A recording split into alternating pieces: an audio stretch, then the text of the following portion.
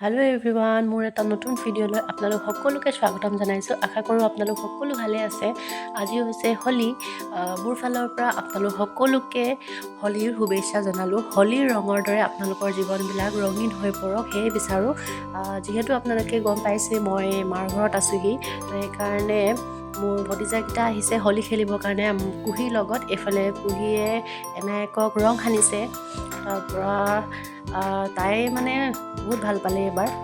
যিহেতু তাই যোৱা বছৰ সৰু আছিলে, ইমান তাই হোলীৰ বিষয়ে জনা নাছিলে, তো এইবাৰ জানিছে। তাই মানে নিজেই নিজক সানিছে, মানে কি কৰিছে মানে তাই নিজেই গম পোৱা নাই। বহুত ফূৰ্তি কৰিলে তাই।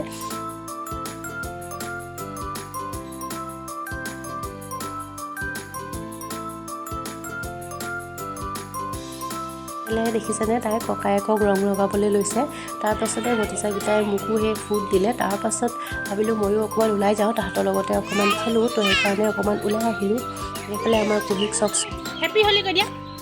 হেপী হোলী।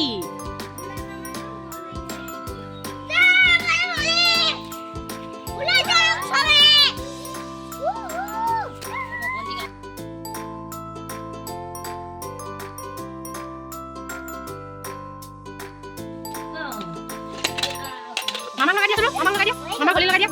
যেতিয়া মাৰ দিনা অকণমান হোলী মামা লগাই দিয়া। মামা লগাই দিয়া, লগাই দিয়া আকৌ।